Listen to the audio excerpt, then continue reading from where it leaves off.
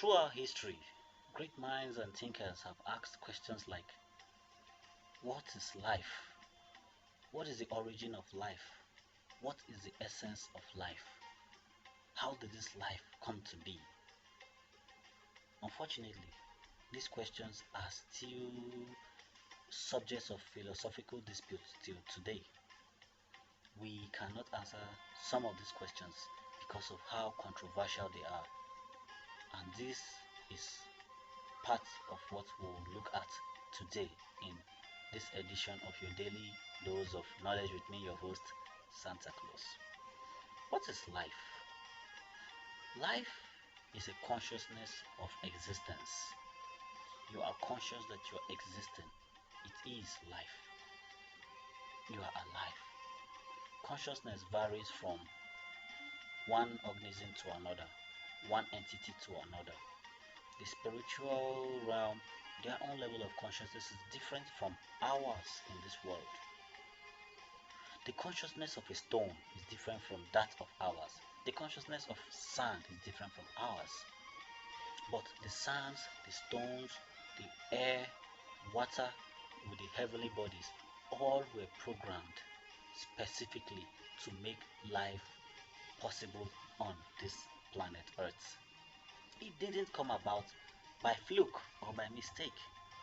There must have been an architect somewhere out there that was involved in all this orchestrating. Now, how did this life come to be? We don't know. It is that simple. I have come to understand that in life, we don't have answers to every question. The ones I don't know, I say I don't know. And I do my research. I try to find out. But when I find out from those that I look up to, and I see that they too are staggering in their answers, I come to understand that yes, there are some questions that cannot be answered by humans. Just as there are some natural phenomena on Earth that we cannot explain. How do you explain the North Pole being cold, Antarctica being cold, and the in-depth side of the Earth is molten magma? How do you explain it? How did it come about? That is the work of nature. How did life come about? Some will say creation, some will say evolution. The creationists will say God made man, created man and woman, created woman from the rib of man, and blah blah blah. Some will say Charles Darwin said man came from a single cell organism to multi-cell organism, and then waiting, then came out to be modern humans. Okay, if that is true, why is the evolution not continuing? Or is this the apex of evolution? There is always room for improvement and growth. If evolution were to be complete, man would be perfect, utopian. But this is not what I see. If God is one that created we humans in the manner at which they explain, why wouldn't we be created equals? Why must one be put over one if we need each other so much? These questions defy thinking. You have to think upside down, inside out to be able to answer these questions. But these questions are necessary. So the simple answer is, we don't know. We are just in this life. For instance, were you told you were coming to Earth? If you had an option, would you have chosen to come to planet Earth or somewhere else? Would you have chosen the family? Would you have chosen your country all by yourself? But no, we just found ourselves in this mess, not knowing where we came from. And when we now die too, we don't even know where we're going to. You see how crazy it is? It's like the forces operating are far bigger than us, no matter how hard we claim. Because regardless of your social status, regardless of your nationality, your gender, your beliefs, or whatever, death must surely knock on your door. That has been a human phenomenon, not just a human phenomenon, a phenomenon of life, because that which gives life is that which gives death. So I ask this question: what is the essence of life? In my own opinion, the essence of life is to live. It is that simple.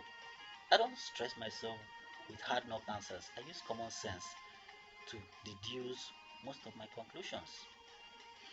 The men of God and women of God, they will say life is for praising and worshiping God. And God made man to praise and worship God. That to mean God is egocentric, and that is an anthropomorphic fallacy.